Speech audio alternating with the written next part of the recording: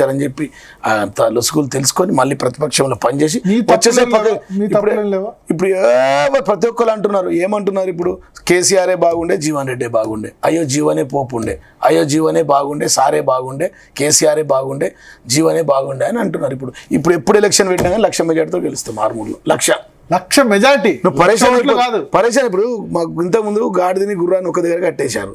ఇప్పుడు గాడిది ప్లేస్లో గాడిది ఉన్నది, గుర్రం ప్లేస్లో గుర్రం. ₹1 నిధులు తీసుకురాలేదండి. ₹1 మీరు 1,00,000 ఓట్లు అంటున్నారా 1,00,000 మెజార్టీ అంటున్నారా? 1,00,000 మెజార్టీతో గెలుస్తాం అంటున్నా. రాష్ట్రంలో హైయెస్ట్ మెజార్టీ దాన్ని క్రాస్ చేస్తాం ఆర్మూర్ రేపు సిద్దిపేటలో ఒకసారి అదే కదా. ఇప్పుడు మేము ఏమంటున్నాం అంటే మేము ఈ వివేక్ గౌడ్కు ఇంకో దానికి కాంపిటీషన్ కాదు భరత్ గారు.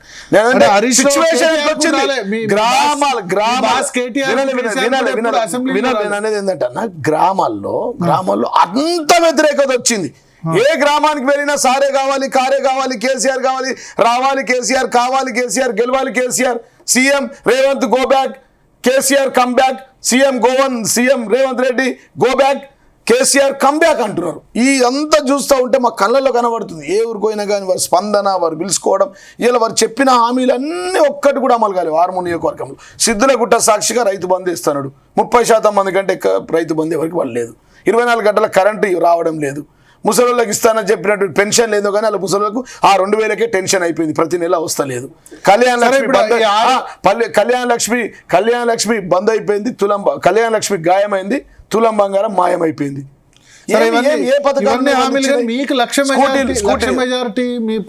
టార్గెట్ సార్ లో ఎయిమ్ ఇస్ క్రైమ్ అన్నాడు గాంధీజీ. ఒకసారి ఓడిపోయినాం కాబట్టి ఈసారి టార్గెట్ 100% వచ్చింది. ఎందుకు రాదు సార్? పని చేస్తే 25,000 నుంచి 30,000 మందికి సీఎం రిలీఫ్ ఫండ్లు ఇచ్చినాం. 30,000 మందికి ఉచితంగా డెలివరీ చేయించాం ఆర్మూర్ 100 పడకల ఆసుపత్రిలో. అంతకుముందు 100 పడకల ఆసుపత్రి ఆర్మూర్లో లేకుండే, ఒక్క డెలివరీ కూడా కాకపోతుండే. కేవలం ఎవరైనా చనిపోతే పోస్ట్ మార్టం చేసే హాస్పిటల్లో 100 పడకల ఆసుపత్రి తీసుకొచ్చి 30,000 మందికి ఉచితంగా డెలివరీ చేయించినాం. డయాలసిస్ సెంటర్లు పెట్టించినాం. దగ్గర 40 సంవత్సరాలు లేనివంటి రెవెన్యూ డివిజన్ తీసుకొచ్చినాం. రెవెన్యూ డివిజన్ ఆర్మూర్లో పెట్టి 40 కిలోమీటర్ల దూరం తగ్గించాం. గోదావరి పైన పుట్టిలో పోయేటోళ్ళు దాన్ని మేము బ్రిడ్జ్ చేయించినాం. పుట్టి అంటే తెలుసు కదా సార్, పోతే మునుగుతామా తేలుతామా తెలియదు. అట్లాంటి ప్రయాణం చేసిన వాళ్ళకు 150 కోట్లు పెట్టి కేసీఆర్ గారు పంచగూడ బ్రిడ్జ్ చేయించారు. ఆదిలాబాద్కు కనెక్షన్ కలిపారు. 11 బైపాస్ రోడ్లు వేసాం. అంటే ఈ విధంగా చేసిన అభివృద్ధి ఇప్పుడు మాకు ప్రజలు గమనిస్తూ ఉన్నారు. ఇప్పుడు 2 సంవత్సరాలు అయిపోయింది. కాంగ్రెస్ వాడు వీనికి అవ్వలేదు, వాడికి బాపు లేడు, వీని ప్రభుత్వం లేదు, వాడు అధికారంలో లేడు, వాడు ఎమ్మెల్యే కాడు. ఏం చేస్తారు? ₹1 తీసుకురాలి. పొక్కలు పడితే గుంతలు కూర్చోలేకపోతున్నారు సార్. లిఫ్ట్ బండ్లు అయిపోయింది. ఎస్ సార్, మేము వేసినాం. ప్రతి కనెక్టివిటీ రోడ్ సార్. మీరు ఒక్క కాల్ తీసుకొని ఎవరినన్నా అడగండి. ఇవాళ కాదు రేపు ఒకసారి నన్ను లైవ్ లో ఎందుకు ఓడిపోయినంటే పంచాయతీ ఎన్నికలు చూసుకుందాం. ఆర్మూర్లో ఎన్ని గెలుస్తారు? మొత్తం జడ్పీ చైర్మన్. ఇప్పుడున్న సిచ్యువేషన్ అయితే వార్ 1 సైడ్ ఉంది. లోకల్ బాడీ ఎలక్షన్ లో war 1 side BJP Congress. BJP Congress మొత్తం గెలుస్తాం. మొత్తం లోకల్ బాడీలో వార్ 1 సైడ్, బీజేపీ కాంగ్రెస్ పతనం డిసైడ్. ఇది టైటిల్ మీరు రాసుకోండి. 6 మండలాలు 7 సార్, మా 5 మండలాలు సార్. మొత్తం గెలుస్తాం. ఒకటి కూడా పోదు. మున్సిపాలిటీ కూడా గెలుస్తాం. అన్ని గెలుస్తాం. అసలు గులాబీ జెండాకు మొట్టమొదటిగా గ్రీనింగ్ సైన్ ఇచ్చిందే నిజామాబాద్ జిల్లా భరత్ గారు. చరిత్ర అది. ఉద్యమం చాలా అయిందే గాడ నుంచి. ఉద్యమంలో మొదటిసారి పవర్లోకి వచ్చింది పార్టీ అంటే నిజామాబాద్ జడ్పీ చైర్మన్. మళ్ళా పూర్వవైభవం వస్తుంది. మొత్తం జడ్పీలు మేమే గెలుస్తాం, సర్పంచులు మేమే గెలుస్తాం, ఎంపీడీసీలు మేమే గెలుస్తాం, మున్సిపల్ చైర్మన్లు మేమే గెలుస్తాం, మేయర్ మేమే గెలుస్తాం. మొత్తం గులాబీ జెండా నిజామాబాద్ మీద ఎగిరేసి మళ్ళీ వచ్చి 3వ ముఖ్యమంత్రి కేసీఆర్ని చేసుకుంటాం. దీనికి నాకు డౌట్ ఏం లేదు. ఆశ్చర్యపోకు నువ్వు. అయితే 1, 2, 3 వ్యక్తిగతంగా అడుగుతా. జీవన్ రెడ్డికి కేసీఆర్ కు గ్యాప్ వచ్చింది. ఈ మధ్య 18 నెలల పాటు ఫామ్ హౌస్ లో ఉండి ఇప్పుడు ఈ మధ్య ఉండట్లేదు. తండ్రి కొడుకులకు గ్యాప్ వస్తుందా అండి?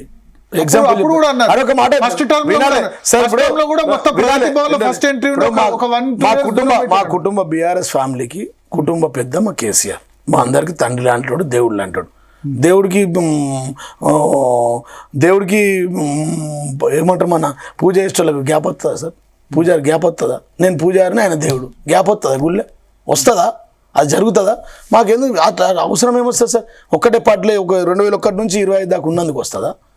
2 సార్లు టికెట్ ఇచ్చి 3వ సారి కూడా కంటెస్ట్ చేసి మీడియాలో లోకల్ మీడియా సార్ వాళ్ళ వ్యూవర్స్ సార్ అసలు జీవన్ రెడ్డికి సార్ టికెట్ వినండి, ఎవరైనా సర్క్యులేట్ వినండి. చేస్తున్నారు పండ్లున్న అట్లా? చెట్టుకు రాళ్ళతో కొడతారు.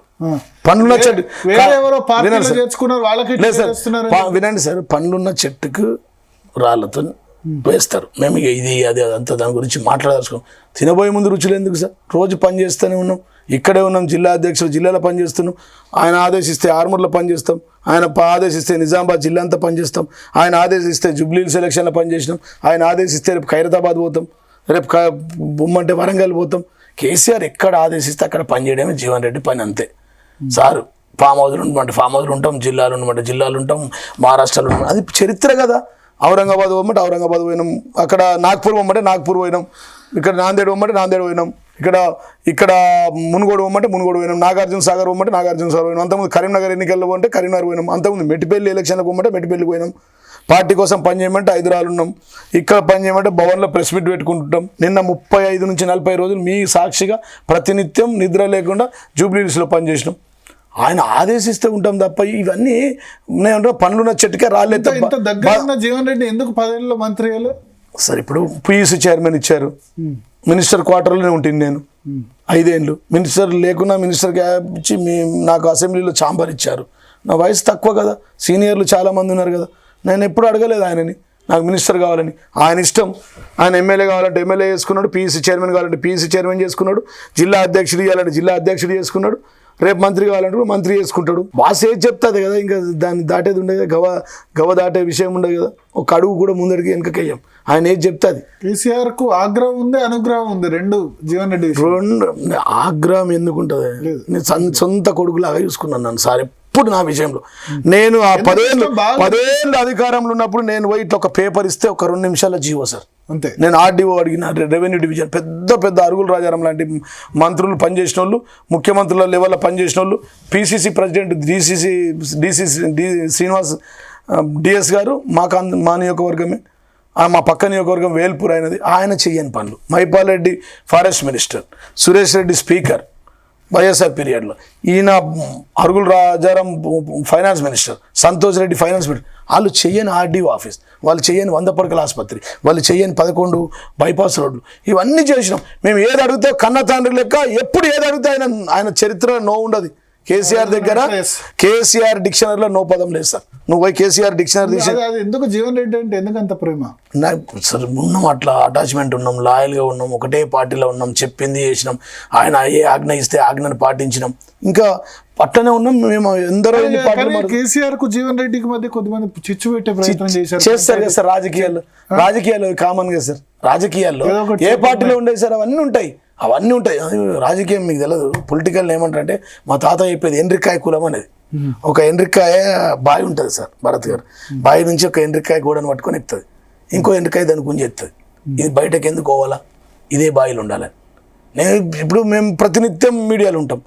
ఐదర్ గుడ్ ఆర్ బ్యాడ్ రోజు ట్రోల్ చేస్తూనే ఉంటారు నన్ను, ఏదో ఒక న్యూస్లో ట్రోల్ చేస్తారు. నేను తెలియ కొంతమంది యూట్యూబర్లు వాళ్ళ వ్యూవర్షిప్ గురించి నన్ను ట్రోల్ చేస్తారు. అవును, అప్పట్లో ఏదో దుబాయ్ పాండోని అట్లా ట్రోల్ చేశారు.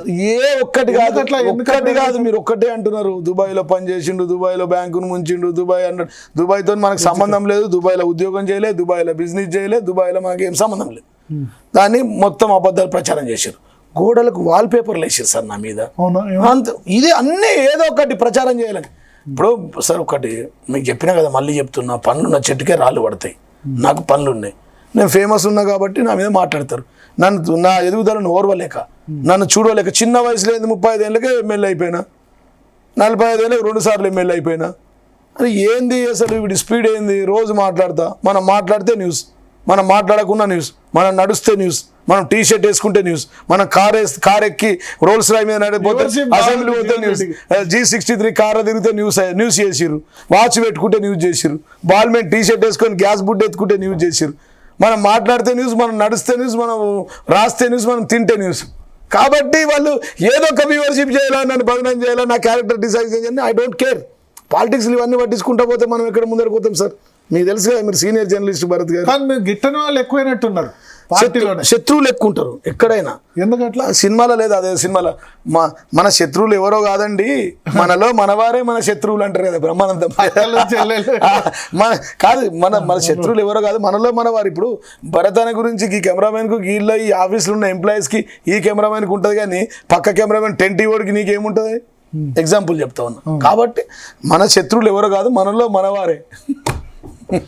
సో ఏమి